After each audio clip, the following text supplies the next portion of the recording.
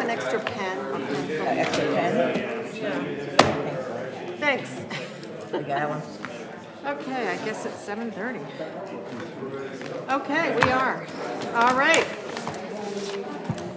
Good evening, everyone, and Happy New Year. The Planning Commission of the Township of Abington is an advisory board appointed by the Board of Commissioners. The action of the Planning Commission on any agenda item does not reflect a final decision. The Board of Commissioners must render the final action on all agenda items. Mr. DiCello, he's running a few minutes late. Ms. Gauthier? Sorry. Here. Thank you. Mr. Cooper? Here. Ms. Robinson? Okay. Mr. Baker? Here. Mr. Rosen? Here. Mr. Boff? I think he's running late, too. Okay. All right. Thank you. Let's stand for the Pledge of Allegiance. I pledge allegiance to the flag of the United States of America and to the republic for which it stands, one nation, under God, indivisible, with liberty and justice for all. If the Planning Commission members could take a look at their minutes, and is there anyone that would like to make a motion to approve the minutes if there are no changes or comments? So moved. Second? Second. Thank you. Our first agenda item tonight is the application of Leslie and Douglas Rupp, owners of the property located at 629 Roslyn Avenue, Glenside, PA. The plan calls for the subdivision of the property into two lots. Lot number 1 is listed at 8,234 square feet and proposed for the construction of a new single-family dwelling. Lot number 2 will contain the existing single-family dwelling and be reduced to 14,815 square feet. The plan did receive dimensional variances from the zoning hearing board for the reduced lot frontage on lot number 1 and the reduced side yard setback on lot number 2. The property is zoned within the R4 residential district of Ward number 13 of the Township of Abington. Are the applicants here tonight? Want me to present that to you or not? Certainly. Okay. Mr. Bowman, I'll forward the plan out there with you. Thank you.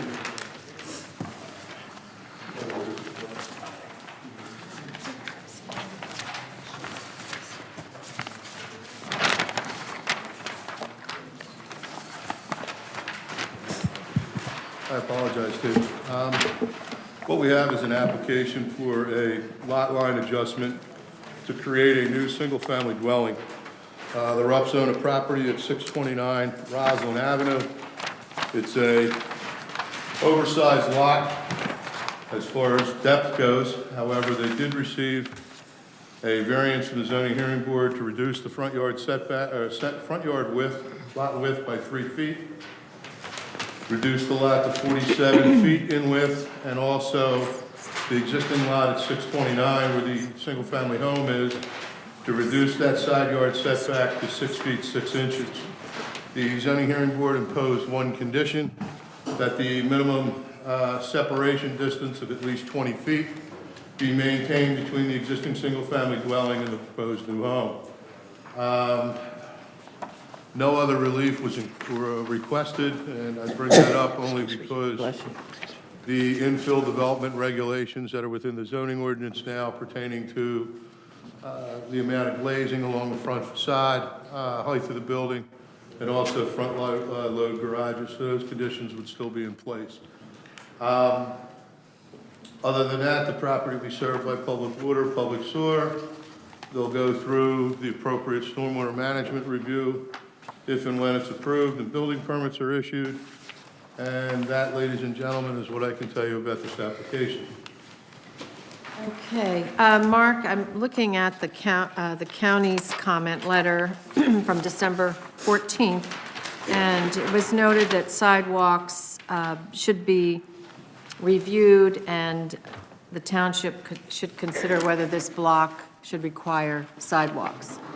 And this would be the only two properties on that block on either side of the street that would have sidewalks. So there was a waiver requested for the installation of full street improvements. It's entirely up to the board how you view that. And then, of course, that decision's ultimately with the Board of Commissioners. Mark, I had a question with the zoning hearing board and the 20-foot separation, because I also noticed in the county letter that what we're trying to do is encourage infill development with the front yard setback. So do you know why they imposed that condition? I did see it in their They letter. wanted to maintain the dimensional requirement in the zoning ordinance that there be a minimum separation of 20 feet between the two dwellings. And by reducing the side yard setback to 6 feet 6 inches, that's what's pushing the house farther back on the lot. Yeah, more into the slope area. That's what, I mean, it's a beautiful little neighborhood. I don't think it needs curbs or sidewalks. And I think they do show the 50-foot right-of-way, so I don't know if they even need a waiver from that. But They do not. the other thing with the 4 trees that they're to remain, I'm trying to find those. Right along, Kathy, if you look at where the 78 is on the plan for the original lot width, you'll see a 20-inch tree. Okay, Right between the 8 and the 0, you see a 16. Underneath the 125, you'll see an existing 16-inch tree. right, And then on the proposed new lot, you'll see a 16-inch tree that's marked existing tree to remain. And that's what pushed the driveway as far over as it did. okay. So they stay away from the drip edge of that tree. And they look like they won't be encroaching on the drip line for the proposed lot I'm looking at. The driveway will not. Okay, However, the so- one thing you don't have plotted are the utilities.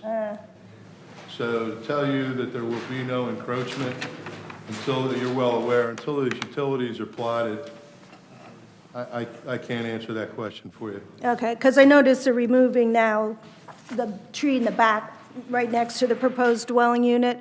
So I think we should get a statement or something about the trees in the front, that they will be, like if for some reason construction knocks them down, that we do get the 2 trees on Lot 1. I'm sorry, so you're concerned about the 2 trees that are marked 16-inch and the 10-inch that are marked to remain? Yeah, just to make sure with the utilities and the grading plan that they actually can remain, because they're important as far as meeting, I mean, I don't mind them meeting the landscaping requirements as long as, they're not destroyed during construction. So would the board consider a condition that all utilities be installed at least 15 to 20 feet from the existing trees? Sure. Yes. And you can address it that way, Kathy? Sure, as long as there's vegetation on there. And I did like the stormwater management comments that need to be revised on this because it is at the top of the ridge. Well, and you also need to be aware of the township engineer now with all the stormwater management systems that come in. She's requiring perk test and soil evaluation prior to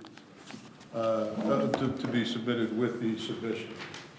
So you're seeing more and more in-depth stormwater management systems. Anyone else have any comments? I did drive by today, and the waiver for the sidewalk, there are no sidewalks there. Right. So I don't think it's necessary to force these people to put sidewalks in. Yeah, I think from what I saw on the aerial, the nearest one is maybe a half block away at that intersection on the far side of the intersection. So, yeah, if the plan is not to extend sidewalks to this whole neighborhood, I can see how, waivers appropriate. Lucy, I had a question about the build-to line then. So will the applicant be seeking zoning relief for the infill provisions? Because I thought they already had the zoning relief. they have some zoning, but not for the build-to line. Since they made them do that 20-foot separation, I don't know how else you can do. You can't meet that other requirement, so therefore I assume it's covered by the variance, but, I would say you're correct. The zoning board purposely pushed the house back in order to create the separation. The minute you did that, this is the plan that they approved. But shouldn't they get relief from the front yard setback I would requirements? tell you they did by default. Exactly, Made a yeah. condition, push it back. Okay. Hey, Mark, that comment in there about the additional 200-foot for patios and things like that, is that part of one of these measures you were just saying with the seepage and stormwater management? And is the owner agreeable to that? Did they say? I'm assuming that the plans weren't changed yet for that. No, as a matter of fact, in speaking with the owner, they don't even have a design picked out for the house, other than it'll be a rancher. 200 square feet extra is not gonna, they're not gonna notice that. right? No, and that Design. takes into consideration, the front portico, the walkway, any other additional little sidewalks to and from the driveway. Good.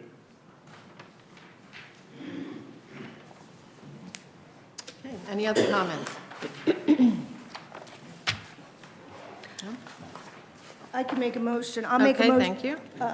To approve the plan with the conditions of the township letters and all outstanding issues be, and then we do have to do the waivers. Yeah, we do the waivers, and I Oh, should, yeah, public. is there anyone from the public that would like to comment on this application?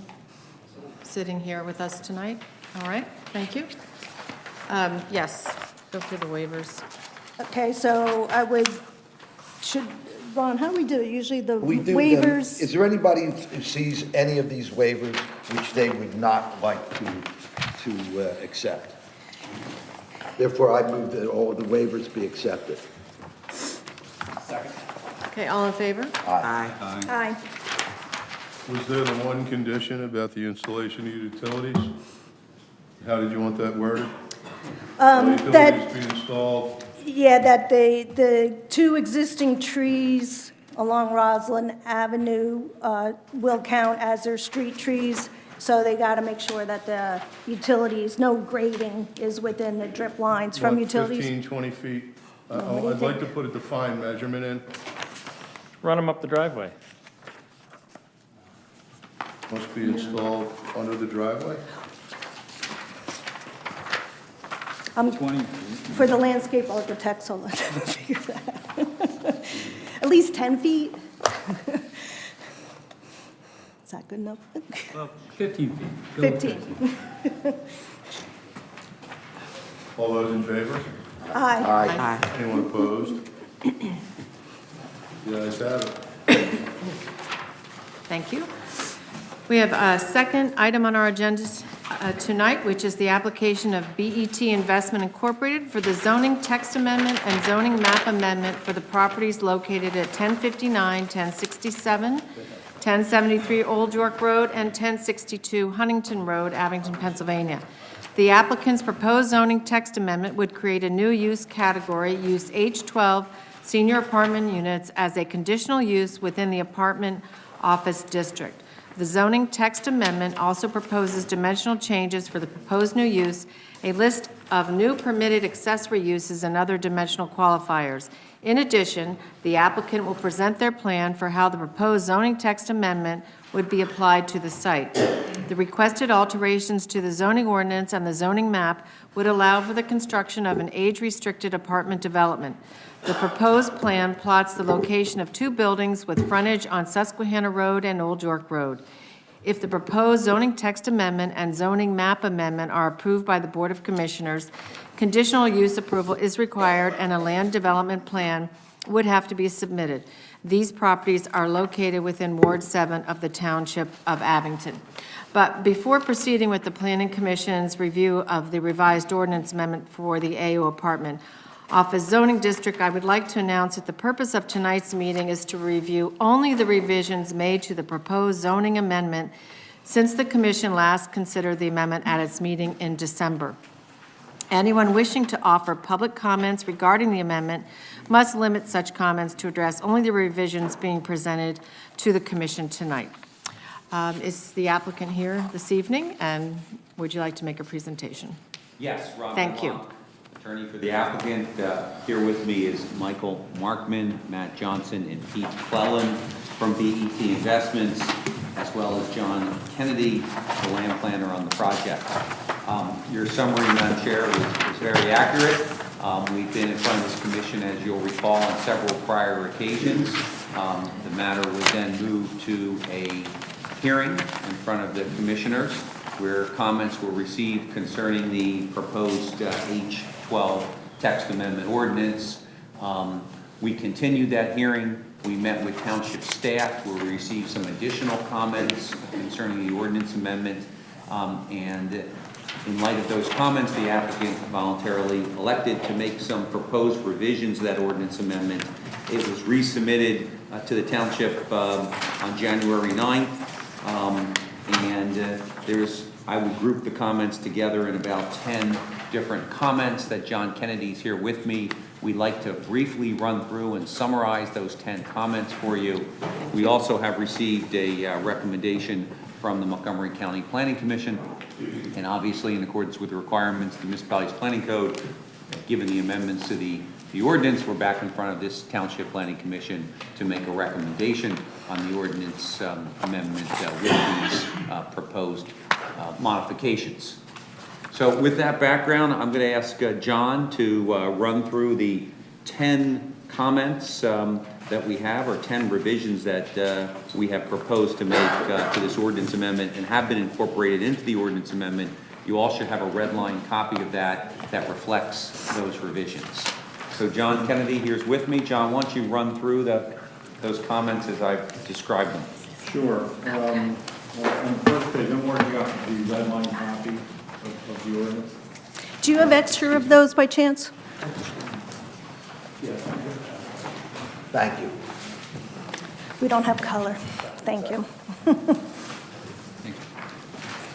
very much. Thank you.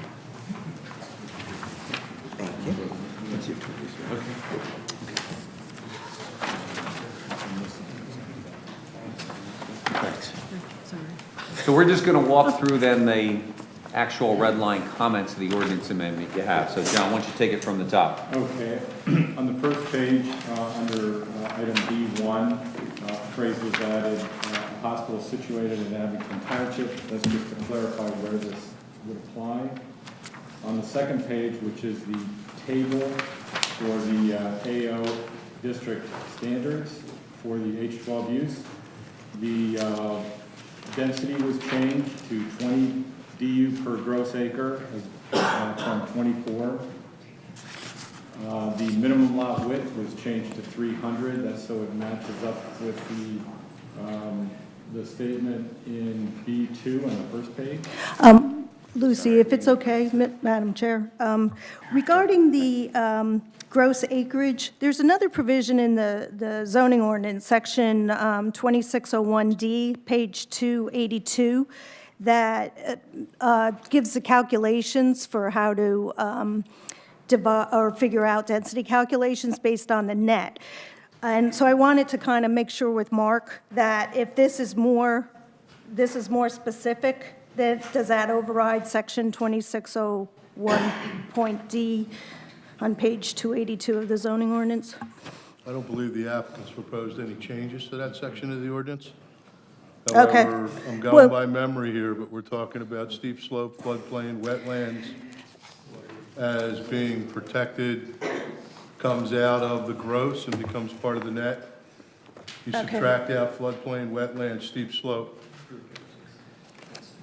There are other uses in the ordinance which also use the same exact language.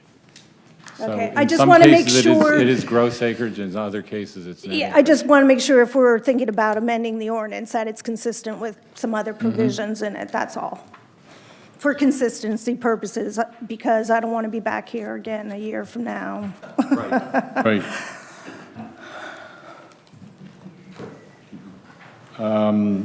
Well, while Mark's looking that up, we also changed the minimum lot width to 300 feet.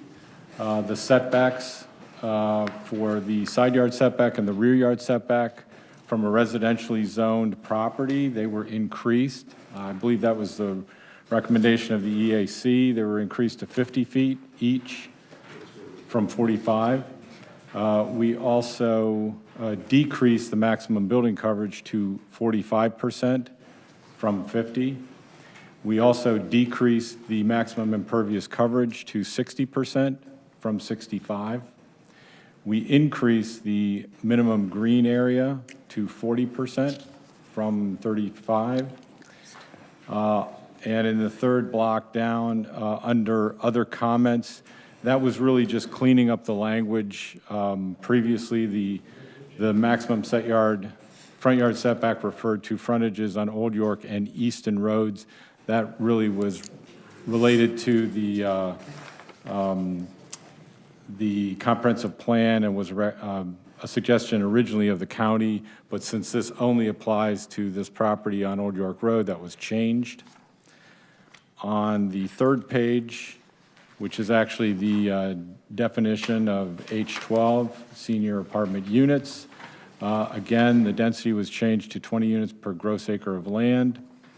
The maximum density, or the cap, was also decreased to 26 units per gross acre of land from 36.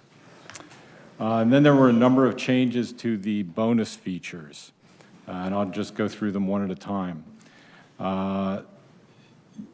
The first one, which is enhanced building material, that was lowered to 1.5 DU per acre.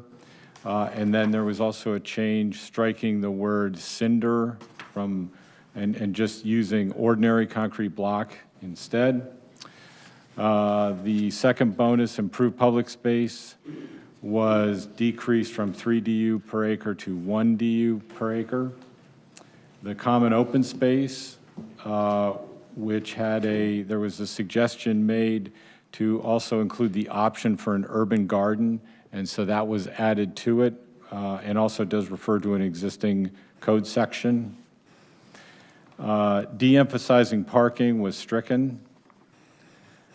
Structured parking was changed to 2 DU per acre from 3. Decorative streetscape was changed to 1 DU per acre from 2. Going on to page 4. Alternative energy sources, that was changed to 0.5 DU per acre from 1. There was also a sentence added to the end of it, which would permit these facilities to be located within a building setback in a open-air surface parking area. That would be the idea of putting solar panels over a parking spot, if that were practical. There was a bonus added for green roof, and that was given a value of 0.5 DU per acre, and that is to install a green roof covering at least 25% of the total roof area. The facility shall be designed and installed under the direction of a professional and demonstrated expertise in design and construction of such facilities. The energy efficient buildings bonus also had another sort of aspect added to it, and that was construction, so we've renamed that bonus.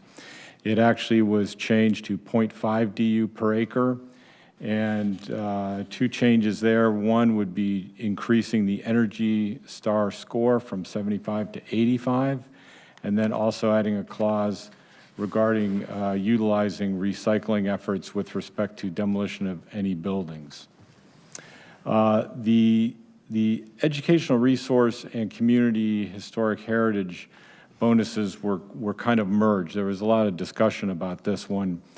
It was changed from 2.0, or from 1.5 to 2.0, and now is defined as the completion of improvements to preserve an on-site or off-site community historic or cultural asset, along with an educational program related to such improvements, such as, by way of example, a self-guided walking tour of an improved historical facility as approved by the Board of Commissioners as part of a conditional use hearing. The notion there was to try to create more tangible results as opposed to funding a program that would go on for a time period then end. And then the last bonus was the off-site traffic improvements. That was increased to 2.0 from 1.5 DU per acre. And With that one, we added the provision for not just vehicular traffic improvements, but also pedestrian traffic improvements, and that came directly from many of the comments that we heard at the hearing itself. Continuing on down the page, towards the bottom, 7A, there was a typo, and the density, or the minimum lot area was listed as 4, and it was changed to 5, so it now matches the table. On page 5, there was a new item added, item number 12, which is a declaration of deed restriction on the property. A declaration shall be recorded against the property in a form acceptable to council for the applicant and the township at the time of the recording of the record plans for the project to A, confirm that the units are deed restricted in accordance with the Federal Fair Housing Act, and B, prohibit school-age children from residing in the units. On the top of page 6, there was one item was removed, and that was the 10%, the ability to put in reserve 10% of the required parking. We plan on building all of the required parking, so that item is not really needed. And then the final item is just some rewording of the comprehensive use matrix reference. And then I believe there should also be a copy of the table on the back of the ordinance too. And what that actually shows is that this use, H12, is allowed by a conditional use only in the AO district. And that's the extent of all of the changes. And John, that was reviewed by the Montgomery County Planning Commission, correct? That was in a letter dated January 19th, 2019. And they had a recommendation in support for the amended ordinance, is that correct? Yes, they do. Mike, do you have any comments? Sure, yeah. Sure, the only comment in our letter was, I think it'd be ideal if, as the ordinance links to existing parts of the existing comprehensive zoning ordinance, it also be linked to the requirements for wide sidewalk and verge in the streetscape chapter, consistent with the verge requirements for a Main Street district, and have that apply Thank you. to. I know we had a lot of discussion about that at our last meeting, and I think many of us on the Planning Commission agreed with that Great, okay. comment. Okay, I think at this point, what I'd like to do is open it up for comments from the audience tonight. So if you are interested in commenting on the zoning text amendment, please step forward and state your name and address for us.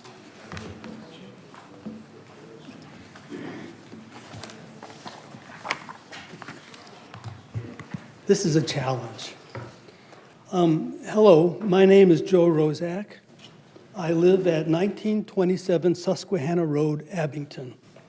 I have lived at that address since 1980, and I am very well acquainted with life at Susquehanna and Old York Roads. In that location, in spite of the conveniences of living in walking proximity to a library, a hospital, one that saved my life, a few restaurants, a dry cleaner, a dentist, a pharmacy, the post office, and alas, a departing Y, and so on. In spite of those conveniences, we have also suffered the consequences of questionable code enforcement and zoning practices that occurred over the years. Now, where I'm going from here, I'm not sure how this applies to the changes. I haven't heard any changes to the scope of this project. So let me continue, please. For example, the parking lots that absorb our backyard have been allowed to expand without adhering to the current required drainage codes over the past years, 15, 20, 30, I don't know, leading to our backyard constantly getting flooded by rainwater, an increasing situation caused by the recent removal of 8 to 10 trees that line the perimeter of those parking lots. That's got a little bit to do with this. This opportunity to speak and be heard is necessary. Our united voices over the past meetings are here to ensure that you are aware of any and all the nuances and possible unintended consequences. These changes didn't address any of those. These consequences can occur following decisions that are made in relation to land use. Unfortunately, the allotted 3 minutes we're given to speak is not really enough time to respond, to give a rebuttal to all of these things. I need time to put this together. The land now occupied, the YMCA, a funeral home, and a couple other homes are considered part of the town center of this community. As this BET proposal has lingered, as you've implied, and drone on, has been getting more and more complicated and confusing. As change has been added to change, going from 225 units to 180 units to 145 units to 130 units. I think that's where we are now. I don't know unless that's changed again. This is all an effort to muffle the density issue, which was not really approached here very much in the changes.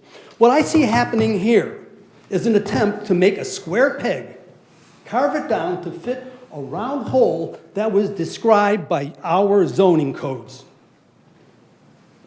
This is disconcerting in the fact that a developer, one who was an Abington commissioner, is rewriting our zoning code in order to fit the financial goals of his firm. The advertisements we get are just words. We just hear words now. I don't see anything. I don't see any visual changes. I don't see where we can look at drawbacks, get sufficient visual images of what's happening. Now, I have a few other things to add here, but it's not going to address the changes. I don't see many changes here. You voted against this proposal before. I don't see how you can approve of it this time. The wide sidewalks. They can widen the sidewalks in front of their building, but they can't widen the sidewalks along the side of the cemetery.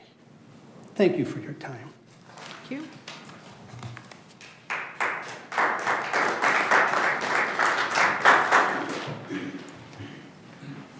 Is there anyone else interested in speaking?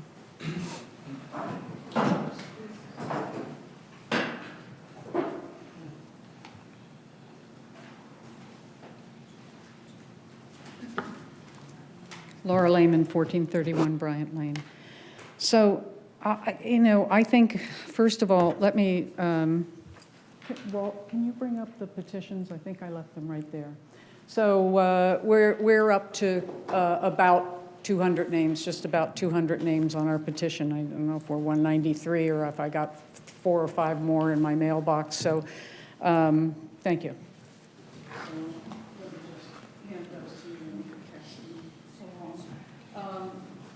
These, and it's only because we haven't gotten the petition out to that many people because of the holidays and so on.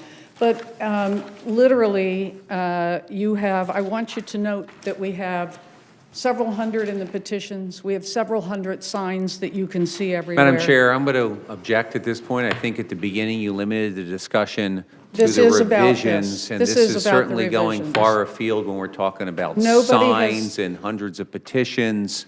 We're here to talk about the Nobody revisions. has taken their signs down now that it has changed, and that's the point. The point is that those people are not calling me and say, it went down to 130, the changes are fine with me now, take my name off the petition. And so that is very important for you to know that we are getting no requests to take the names off the petitions, to take the signs down, or to make any changes. We also have residents that have previously testified, most of whom all still hold those opinions that I've talked to. Thank you, Ms. Lehman, for making that point clear. We Okay, thank appreciate you. it. If you could address the zoning text So that changes. is addressing the fact that residents are still showing their opposition to this. Number two, I think that we are improperly limiting this to comment only to the revisions. We have improperly held most of these hearings in a way that was more like a conditional use hearing for Mr. Markman's project. And literally, we were talking about security, we were talking about fences, we were talking about can we put bumps in the road, and that was allowed. But what was not the focus was how this zoning is affecting our entire township. One, how allowing developers to come in and write their own zoning for their own bottom line is affecting our township. And number two, how that particular zoning that was written, that Mr. Markman didn't even know what properties fit in his own zoning, and other people did not know, and stakeholders were not brought to the first hearing, so it shouldn't even be a continuation of that hearing that was improperly held. It should, in fact, it's on a different ordinance. It should be a brand-new hearing that starts all over again. And this also should be a brand-new planning commission for the brand-new hearing. So I believe this is improperly being focused on these revisions. The hearing is about a zoning ordinance. It's not about Mr. Markman's project. After Mr. Markman gets this, although he's promised us he won't, he actually could build something completely different. And after he gets this, what is built on the other properties has almost not been discussed at all. And what other properties there could be, I like to call this, I've mentioned it several times, I call it Tony Roney syndrome, where you saw with the Wawa, who also did text amendments. Madam Chair, we're really getting far afield we're now, not. referencing the All right, Wawa. we'll give We're here Ms. to Lehman talk- a few more minutes. Thank you for your patience. This is not at all, this is what this meeting is supposed to be about. And it has been directed, focused on this gentleman's client, and it's not. It should be focused on how it affects our entire township.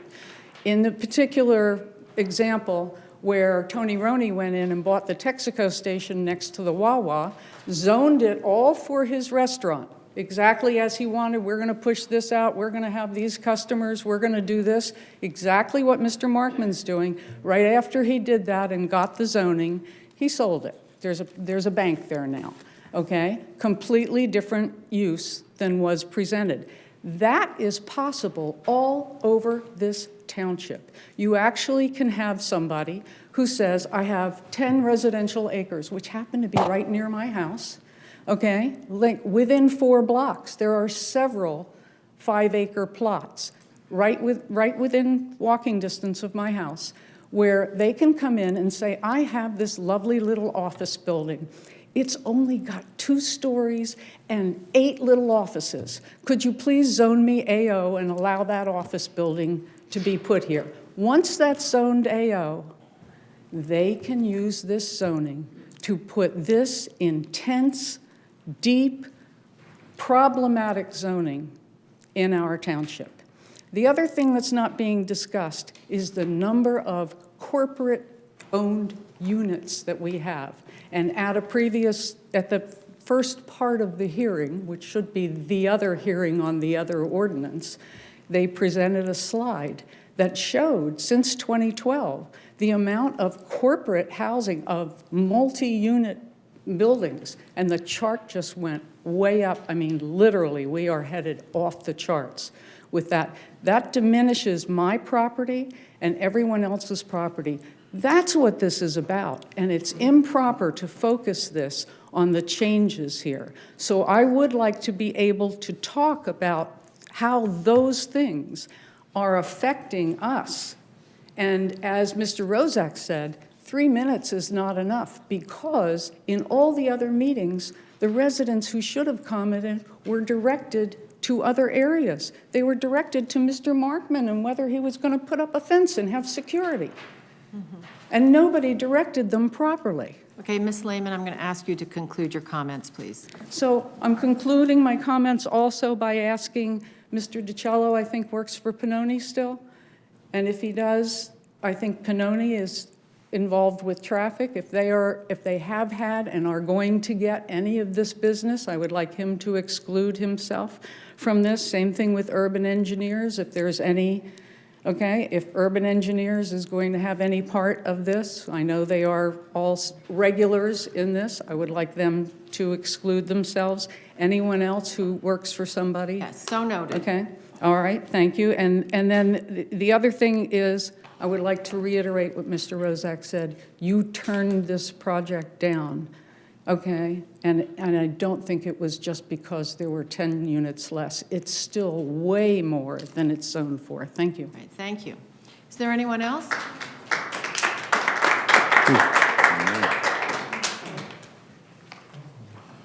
Good evening. I'm Khaki Evans from the Abington Township Environmental Advisory Council. I'd like to thank Michael Markman for responding to our last letter, and I do apologize that we did not get our recent letter that was only submitted about 4:30 this afternoon.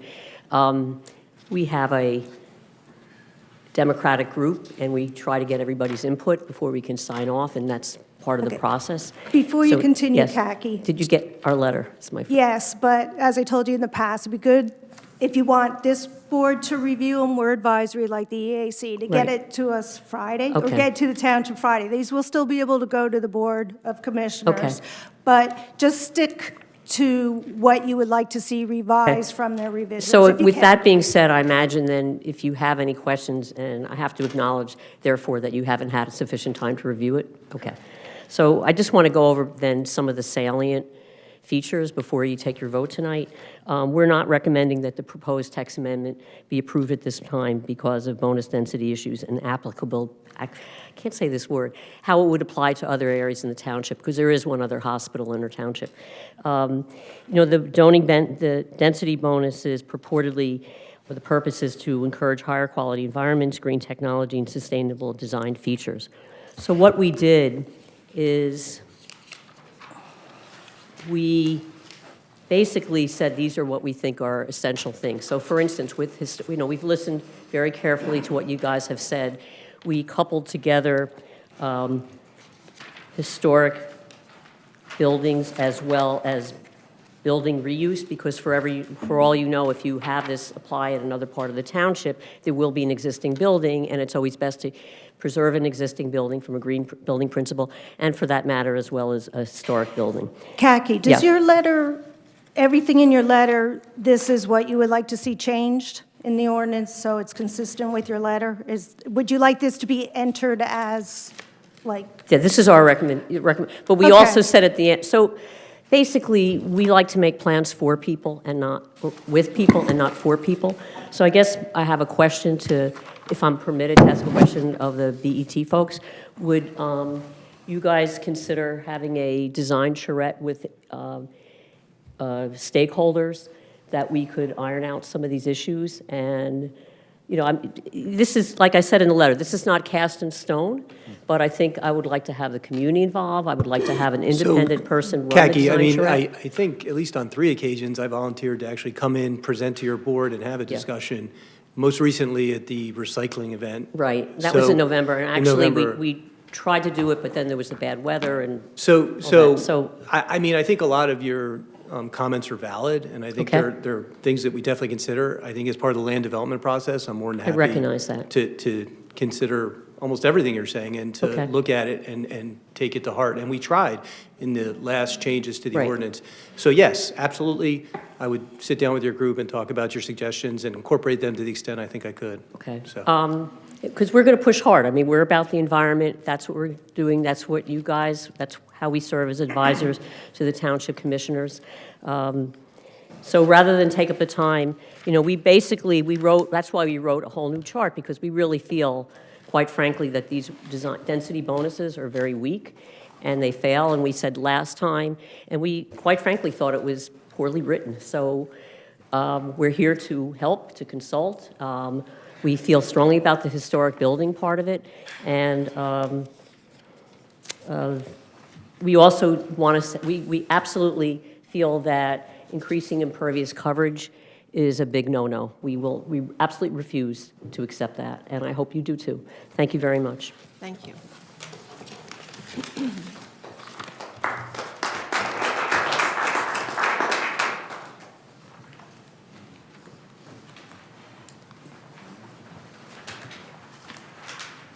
Hi there, Herb McMahon, 1046 Huntington Road. I'd like to start off by thanking the community for signing the petitions and for allowing the lawn signs that you see everywhere. There was literally hundreds of people combined, between the petitions and the lawn signs. I'd like to thank the commissioners for the 5-1 vote last time. And I think it was based on what the community's main message has been, which is very simple and clear, and it's that we are against the text amendment. We have big reservations about developers coming in for greedy reasons just to revamp our whole entire zoning. I think it boils down to greed.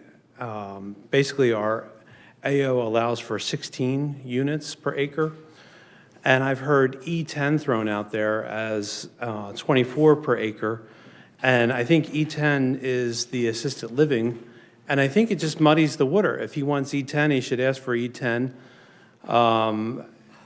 If he wants apartments, he should ask for AO, and he should get 16 per acre. And I think that, the zoning was written for a specific reason. So the community is against H12. And I want to make it loud and clear that that has been our focus and our main message since day one. Thank you. I think the reason why we're so against it is it sets a dangerous precedent. It means that any other developer can come in and ask for the same thing, and it would be whatever their whim is. And we would sit here again. He would point to H12, and he would say, well, you did it for BET. Can you do it for me? And if you somehow refuse, and I'm talking about the commissioners, if they refuse, I'm afraid it would turn into more lawsuits. Because whatever you do for one, you have to do for everybody, and it has to be fair. So, and again, I would like to say that the text amendment is totally against and at odds with the Old York Road Commission corridor improvement study of 2010 and the comprehensive plan. And I know that we've talked about the Montgomery County Planning Commission saying they approve it. Well, that was after they already said they were against it. And I think from my reading of the letter, it seemed way more anemic than what is being portrayed here. I read that there was reservation and stipulation. I don't think it was a hearty endorsement of this by any means. And I just don't see how you can vote for something that the community is so against and is at odds with so many points in our community. So I'm going to ask for a no vote, please. Thank you. Thank you.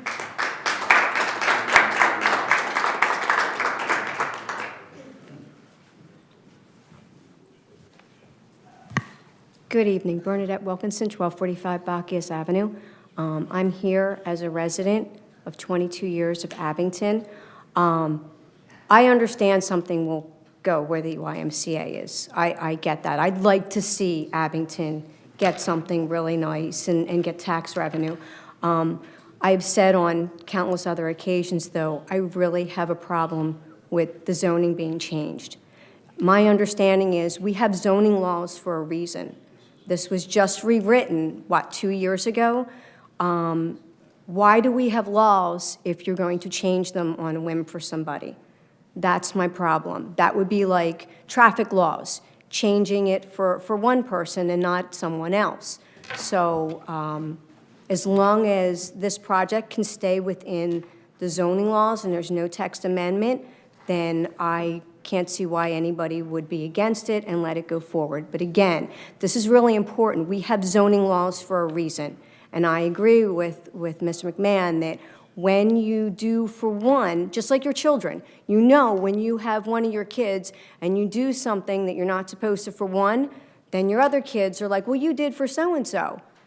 So take that in consideration. If you do this and you change this law that was just changed, a few years ago, for one, you will have a problem down the road. And then the residents are going to be affected because if there are lawsuits, we eventually feel it in our taxes. So I would appreciate if you guys would vote no for the text amendment change. Thank you.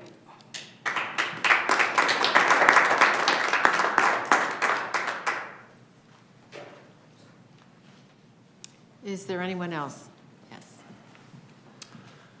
Hi, I'm Bruce Murray, 1035 Highland Avenue, Abington. I'm really only here for one reason. I would ask that you vote yes for the changes that have been announced tonight. I think that it shows a willingness on the part of the developer to compromise. I understand why my fellow Abingtonians, most of them sitting behind me, are opposed to the deal. But I object to the constant use of the word community. The community is not unanimous. I'm very much in favor of the project for reasons I've stated before, and I continue to be for the same reasons. I think it will be a good addition to our community, and I have friends and neighbors too, and I talk to them. There is no unanimity on the way this should go. I understand, because I've been involved in things like this before in my career, that the passion is always on the side of those who are against the development, but we're a community of 60,000 people or so, and I know that a great many of them, probably most of them, couldn't care less how this goes. I wish they did care one way or the other, but I think that there are a good many people, and I've spoken to them, and I've heard a few of them at these meetings, who are in favor of this project like I am. So I would urge that you vote yes. Thank you. Thank you.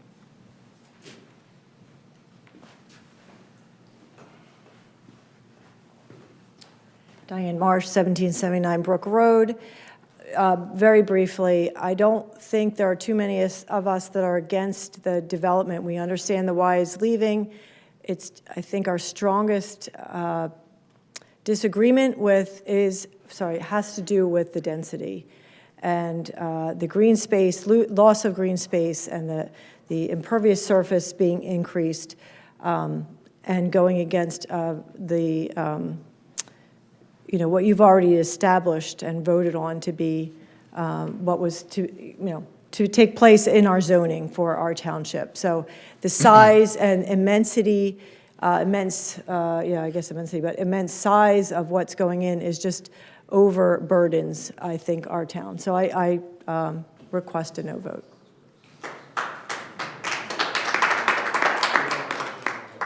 Is there anyone else that would like to address the text amendment? I'd like to open it up to the Planning Commission for comments.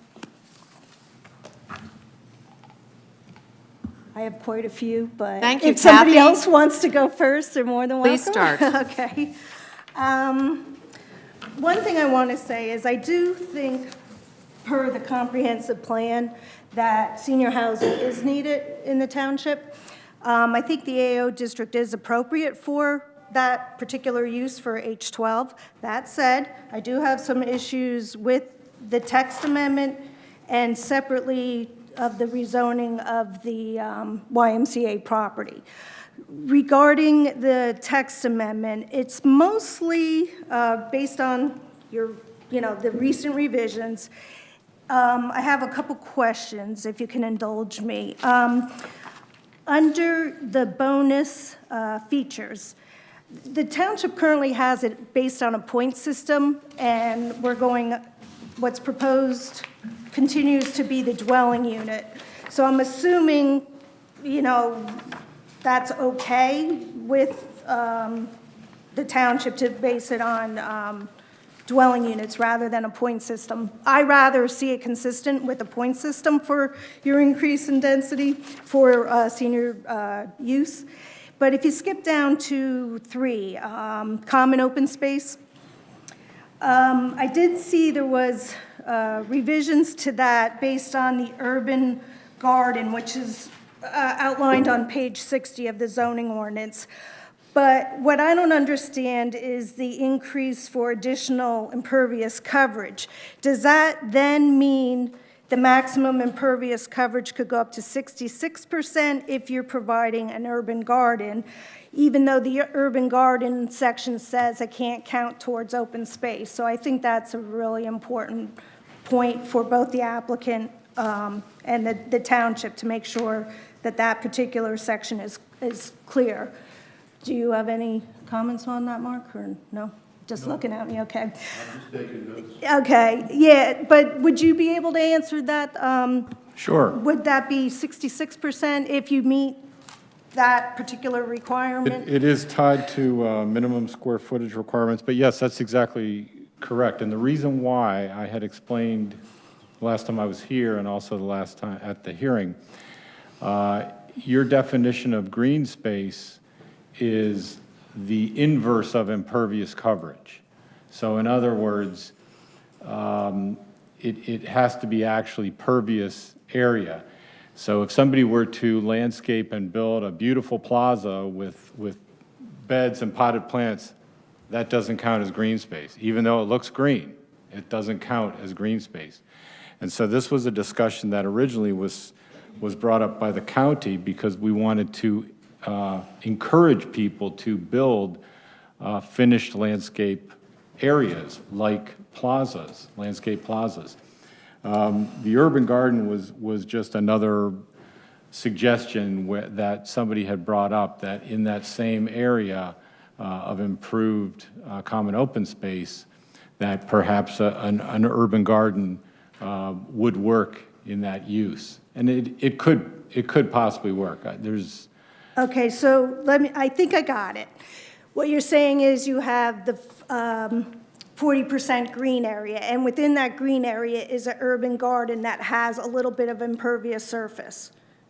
No? Not necessarily, Okay. no. What we're really trying to do is we're trying to create a mechanism that will encourage people, developers, to develop what I will call finished landscaped areas, like a plaza, for instance. But because a plaza is hardscape, Right. it counts as impervious, doesn't count as green space. There's no encouragement to do it.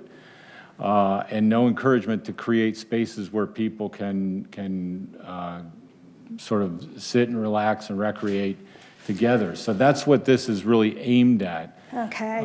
The urban garden was just another possibility to consider in those types of spaces.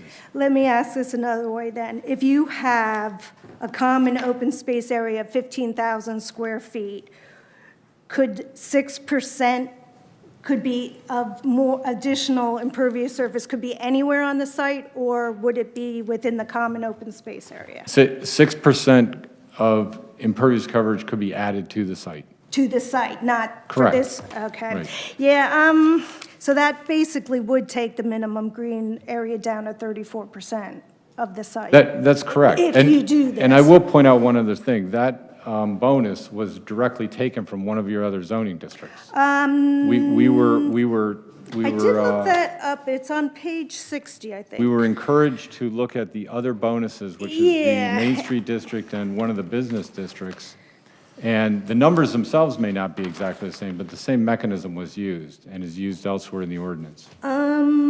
Let's see. Well, there is an urban garden use, but I don't see any common additional public open space. No, what I'm getting at is there's a bonus to allow additional impervious coverage elsewhere in the ordinance. Oh, not in our existing bonus regulations on page I think, 60? Mike, is it in the 62, I'm business sorry. district? I think that's in the Main Street. I'm looking at page 62. Like, I could see it for the roof, although you're only proposing 25%, and I think our existing one says 50% of a green roof. You get so many points for that. And I think that would relate more to impervious coverage than would having, decreasing your green space on the ground. It's strictly because of the definition of green space in the ordinance. The green roof would not be appropriate because it's not a public gathering spot. You can't allow people to gather on a green roof. No, and I understand that. I'm saying that right now you're proposing 25%. to have a density bonus if you provide 25% on your, as a green roof. You get like 2 additional dwelling units or something. Correct. Fine. I think that would be tied better to the impervious surface, getting a slight bonus maybe for impervious surface on the ground. Can I just add one thing? So we have 2 very, very large courtyard areas. These courtyard areas will have heavily landscaped portions to these areas. So there'll be trees and grass and, you know, what really looks like a field in part of it, where we don't have our hardscaping and our pool. We're gonna have like lavish landscaping. Now, the only reason they're not on the ground is because there's gonna be underground parking underneath Right. it. But it'll be heavily landscaped. So all we're looking for, so when you look at it from the surface, it'll look like it's actually on surface level. It'll look like a field. It's not, because there's parking underneath it. So we're just looking for a credit for landscaping those courtyard areas, because it is in fact similar to a green roof. You're creating vegetation. It just happens to be vegetation over the parking garage. So we're Right, just but looking for a it's, credit. but it's in addition, it's not, it's taking away from the minimum requirement of 40%. That's my concern. So it's really, you know, we're looking for an allowance elsewhere because we're heavily landscaping those areas. They're not cement areas. They're cement because they have to be, but on top of that, you're building gardens, you're building grass, you're building trees. You're planting all this in the courtyard areas. So it'll visually look to be the same as the rest of the property, and we're just looking for a credit because it will look like a green landscaped area. And that's a common planning mechanism. And the green roof is similar, but you can't see it. It's up there. You might see a little bit of green, but you don't see the same thing. Yeah, but I don't think that allowing more impervious surface for actually decreasing your common open space. I just don't think that makes sense.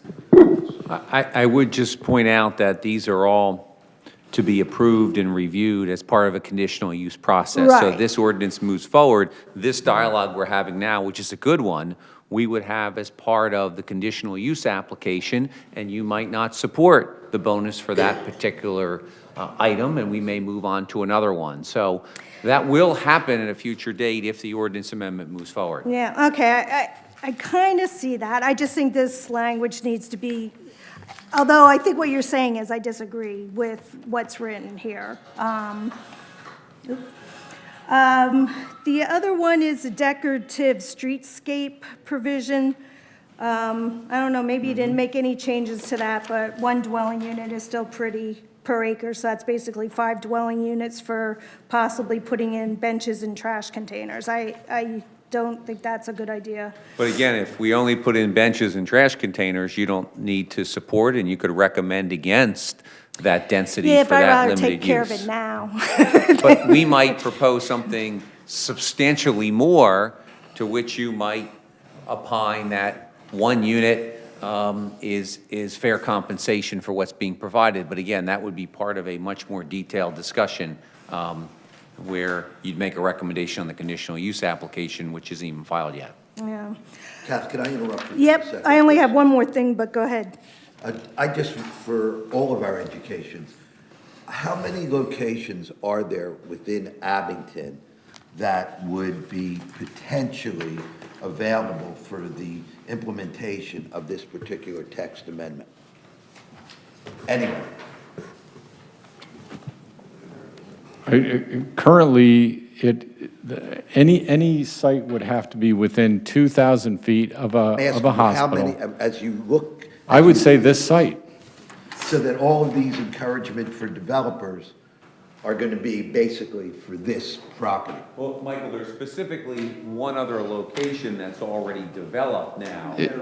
Meadowbrook Apartments that somebody would need to acquire and. I disagree. Okay. I disagree because you required street frontages you required dual street frontage. Yep. And the backside of Meadowbrook Apartments is the golf course that goes out to Valley Road, which is zoned RC. So you would have to rezone the golf course, AO, in order for it to qualify. And put the pieces together. Bingo. Right. Okay, thank you, that's fine. Yeah. I looked at that for advertising inside out and backwards. Yep, you're right. I sorry guess to interrupt. the last point with the bonus densities that I have is that I'd like to see them consistent with our existing ones, and therefore the green roof to be up to 50% to get a dwelling unit bonus. And I think also, I'm I sorry. didn't get that, Yeah, Kathy. can you repeat that? All right, for the green roof, it says install a green roof at least 25% of the total roof area. Currently, on page 62, I think it says 50%. So I think. For we should- half a dwelling unit or a different amount? No, it's a point system. It's like a number 1, number 2, number 3. The reason why, one thing I would like to point out, because we have been told on several occasions to look at the existing bonuses. The existing bonuses are located in commercial districts, so they don't really relate to residential development. That's the reason why one uses a point system, one uses DU per acre. Well, yeah, And- but you And can it's the point. same thing with all of the other bonuses, in the way that they've been calibrated in the ordinance. For instance, in the Main Street District and it's, I think it's the BC District, the Business District, they're much, much smaller lots. They're much smaller buildings. This is a much larger building. Right. Well, the thing I like about the point system is, say you have to get 20 points in order to get 2 additional units per acre. So it could be, and that's how it is currently, what you can convert the points into dwelling, additional dwelling units. So I know this is tedious, line by line stuff, but I just like our ordinance to be as consistent, whether it's amended or not amended. The last thing is the community historic heritage preservation for on-site or off-site community historic or cultural asset. I do think that if there's an adaptive reuse of a historic dwelling or building, that there should be a decent density bonus for that. For off-site, like for the cemetery, not so much. I mean, that's the church's property, and so I think those 2 things should be listed separately. And for an adaptive reuse, as I know Mr. Markman knows, I've been talking about the existing national, the eligibility of the site to be on the National Register. And that's probably the only reason I can't vote for the AO zoning change, is because I would like still to see the existing YMCA portions of it converted as an adaptive reuse. Okay, I think that's it. All right, thank you. Anyone else on the Planning Commission? I just want to clarify excuse me, Lord. I just want to clarify one further point. So all of these bonus incentives that we have, they're still subject to approval by the Board of Commissioners during the conditional use hearing. Yes. Correct, they're subject to your recommendation first. So if this was to pass, we would then need to file a conditional use application. We'd come and work with the Planning Commission on the applicable bonuses. It'd be give and take. Ultimately, when you were prepared, you'd make a recommendation, then a hearing would be held, and the Board of Commissioners would have to approve the density bonuses. Thank you. Could you just kindly, I either misunderstood what was said, or if I understood what was said, Meadowbrook Apartments does not apply because That's correct. Correct. the apartments themselves apply, correct? No. You're saying the No. golf No, course if you look doesn't? at Not the to bonus, this if zoning you look at the qualifiers, They're the AO, apartment, I understand they're AO and they have frontage on Huntington Pike, right? but they have no other street frontage. And one of the qualifiers for this is that they have dual street frontage. And they could put a street from their property straight through to Valley Road in 2 minutes, right? Well, and I guess I could lose 80 pounds before tomorrow morning, but I don't know. But they There's could. no road there right now. No, they have the right to do that. They have the right to do that, and the minute there's a road, they have the AO zoning and another road. One of the roads also has to be a primary road. Correct. Huntington Pike is a primary road, Okay, all right. Any more comments? I would just like to assure the chair that as a practicing engineer here in the city of Philadelphia, I have no conflicts with this project. I'm a little, I don't know what the word is. You can handle it. Yeah. Go for it. No, I resent the implication that I would participate if I had a conflict in this project. It's your prerogative. Do you have any more No, comments on the I zoning made my text? statement last month. I have no objections to the reductions that have taken place in the last month. I think it makes what I thought was a good project even better for the community as a whole. Thank you. I think I got one comment, and I'm jumping ahead, probably getting into the specifics. You know, being the town center and putting a apartment complex in there and walkability, nobody specifically addressed yet how you change, how the sidewalk on Susquehanna gets widened.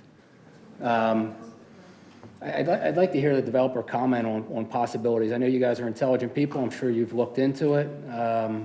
But it is I think it is a major issue. We've never suggested that the sidewalk on Susquehanna at the cemetery would be widened, that it would be improved and fixed from the condition that exists in today. Today, it's basically flush with the pavement, and there's almost nothing stopping a car from going off the street onto the sidewalk. What we've suggested that we're going to do with the project is reconstruct that sidewalk to function the way that it should and to physically separate it by, 8 inches vertically from the traveling roadway. Our frontage will, of course, be done in conjunction with what's been suggested by the County Planning Commission for the verge and the wider sidewalks and all that. But, as it's been pointed out, there's nothing you can do physically to widen that section of sidewalk. That doesn't mean it can't be made better than it is today, but you're correct, it cannot be widened in that area. Pete, is there any, have you guys looked into anything with your overhangs or actually moving some of the cemetery plots that are there? I know it's been done in the past.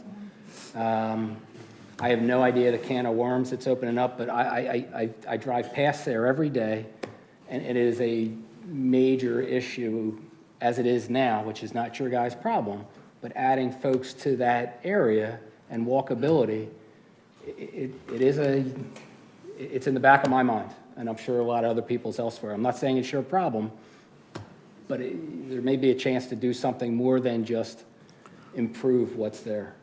Well, the other facet of this is that there are going to be sidewalk connections through this project between those two roads that don't exist today, where you can get to from Susquehanna to York Road and operate on the York Road sidewalks that are better and safer without using that section of sidewalk along the cemetery along Susquehanna. Yeah. Okay, any other comments? All right, thank you, everyone. I know I find this, we've had many interesting comments from everyone here and over the past, 3 or 4 meetings over the year. And I think a lot of the comments have been against this, but I encourage everyone that's here, whether you're for or against this, to discuss it with your commissioner. Again, we are an advisory board, and we are going to make a recommendation tonight. I look at the pros and cons of this, and the tax revenue to Abington is a very good thing and very much needed, but there's a lot of concern on the part of the residents, both local and more widespread in the township, over the size of this building and how it's going to change the landscape. And I, too, share the same concerns that Ms. Gautier has about the preservation of a historic landmark, and I would love to see adaptive reuse put into the text amendment also. So having said that, is anyone on the commission ready to make This is a motion? I've been on the record from the earlier moments in favor of this project, and I think it's fair to say that I share the view of some of the people here that the reduction in density has only made what I think is a worthwhile project even more manageable and more in keeping with the environment in which it's going to be placed. I think that in time we will look back on this project with a certain amount of pride for having approved it. So I move that it be approved. Is there a second? I second. All in favor? Aye. Aye. Against? Aye. We're going to show of hands. Can you hold your hands up and leave them up so we can count? Is this against? This is against. Okay. That's against. Mm-hmm. 3 opposed. 5 support. Thank you. All right, thank you.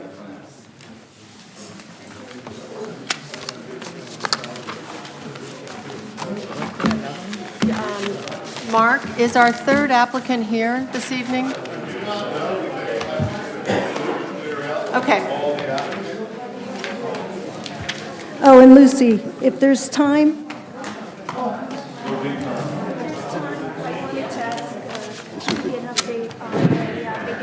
Oh, great. Good idea. Thanks.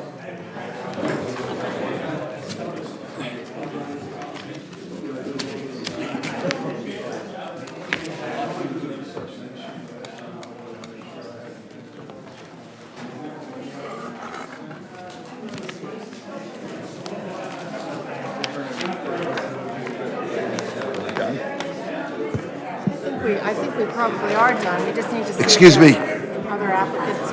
We're waiting to see if the other applicant's here.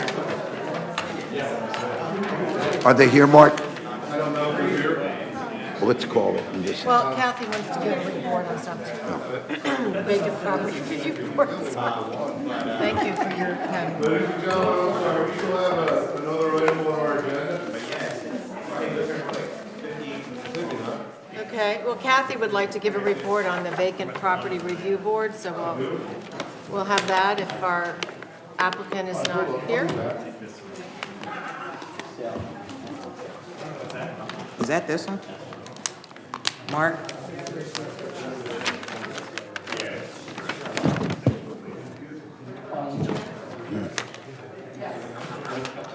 Where is our other cast member? Mr. Yeah, where is he? Anybody know it? Is he okay? I assume so. He probably was burned out after last time. I apologize for not being here at the last meeting, but I was overcome in such illness that I stayed out to preserve the health of all the rest of the commission. We appreciate it. We do appreciate it. Everybody I've talked to today is sick. I'm not meeting with By people, phone. talk by phone. Am I reappointed? Exactly. I didn't know that I was due. Ladies and gentlemen, I apologize to Oh, I don't know. Ask him. Okay. our third, the sketch plan review that was on the agenda. I have been informed the applicant is reconsidered and they will do a redesign and come back and see us at a later date. Thank you very much. Kathy would like to provide a report on the Vacant Property Review Board. Yeah, just real quickly, well, I don't know, there's a lot of new members here, but there is a Vacant Property Review Board that meets the first Thursday of the month, and I'm the liaison to the Planning Commission. And I just wanted to bring you a little bit up to date as to the last 2 years. We've been making lists of all the vacant properties in the commercial areas, and also code enforcement has been taking care of, like, making sure they're up to code and that they're not blighted, et cetera. One example is the Midas. If you go down Old York Road, you've hopefully seen improvements to that property over the last several months, years. With the economy doing better, some of the places are getting filled that have been vacant, so that's, I don't think it really had too much to do with the Property Review Board, although John Spiegelman, who also serves on that board, would probably differ, saying that we, get more credit. Oh, sure, come on, John. Come on, John. Yeah, and then the one thing that we're going to be trying to do this year is to have some kind of workshop or open house for businesses and vacant properties, trying to put the people together, the right people together. So that's what we'll be working on this year. And at the end of this year, if anybody else wants to be the liaison to the Vacant Property Review Board, let me know. All right. It is a good board. All right, thank you very much. Can I just add just to that, just slightly? Recently, I was assigned to the Vacant Property Review Board. I've also been recently assigned to the Economic Development Committee. There's a desire from the Vacant Property Review Board to work with the Economic Development Committee to see if the Economic Development Committee can indeed, in some way, shape, or form, spur on occupancy of these vacant buildings. I've had one meeting so far. We had an incentive program years ago when Matt Lahaza was the Assistant Township Manager. There were tax abatement availability. There were certain things they could do grant-wise. We're going to try to reinstitute that a little bit. I have a meeting coming up with Abington School District to engage their interest on it. The last time we did this, it was just municipal taxes, it was not county or school. So just to piggyback on what Kathy doesn't know is going on a little bit behind the scenes, this is kind of where we're at. Oh, And great. I don't think That's you're good aware of news. That's what I was Thank gonna you. say, that's what's gonna be coming up. That's good. But Mark wasn't there, so. All right, thank you. Brief, please. So I have been going to the vacant property review board, and from the get-go, the issue that we had was that almost all of these properties were vacant because the code enforcement property had, and I requisitioned all the files, virtually 0 violations and citations were in those files. In fact, most of the files had to be created by getting a page from the county printout and putting it in the file. And in essence, what we had was a negligent township staff that was creating big issues all through the township. And then there was discussion about how we were going to be able to take these properties by, there are several mechanisms out there where you can take these properties and then invite the Economic Development Committee to bring it up and do it. This is so wrong, and we need to stop that. We need to see our township government that we pay for properly citing these properties. Once they did, many of those properties came into compliance. There was no penalty for the people who had let them go out of compliance. Okay, and in one case, I just worked with the little old lady and she painted it first, make a joke out of it, and then after she painted it beige and put the windows in. But it had sat like that for years. And our zoning code people who were supposed to be citing that building knew that. And all the neighbors that had to watch that building, and all of us who had to drive up to work, had to actually go in the township. I'll interrupt just for All right now. Yeah, I would like to address this comment. First, I know the staff of Abington worked very hard at addressing these issues. They had tried for years to get the vacant property review board started. Finally got that organized and passed several years ago, and that was because of a lot of diligence on the part of Abington staff. So they deserve a round of applause for that. And I know they worked very hard at trying to solve these problems and bringing in, as Mark just said, the Economic Development Committee.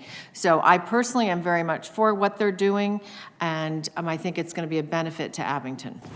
So I just want to say, in one meeting, I asked one of the zoning officers there, what is it? Stop, there's only one zoning officer, did you ask me? There's only one zoning officer. The one Is it me? representative from the There he zoning is. department who was there, and I asked him whether it was code compliant and had they been cited. He said he didn't know, and I said, well, can we get the code? Can we get the code at the next meeting? Never happened, and I didn't get any backup from either the commissioners that were on that committee or from the head of the committee for that change. So this is what's going on, and we need to all work together to change that, because basically what we have is people preying on other people's properties that are allowed to come into vacancy, and then somebody else comes in and speaks. All right, thank you for expressing your opinion. Our next meeting will be Tuesday, February 26th. and Lucy, we'll can I see you add all one more then. thing? Yes, please. I just wanted to make a statement. I know in November, Ben Sanchez, Commissioner for Ward 7, was elected to go to Harrisburg. Everybody remembers these past few months, it seems like every big project we've had is in Ward 7. And as I live on Evergreen with Ben, he's a friend and a neighbor, and I just wanted to thank him for everything he's done for this township. I don't know what the timing of his transitions is going to be, but I think people on both sides of issues can speak to his ability to and willingness to reach out and try and unite sides. There's been a lot of work behind the scenes that he's been doing since I've been on this board, and I wanted to publicly acknowledge that, you know, as neighbor, and he's my commissioner, and we're going to miss him. Good. Okay, thank you, Dale. All right, that's it. Very well done. Very well done.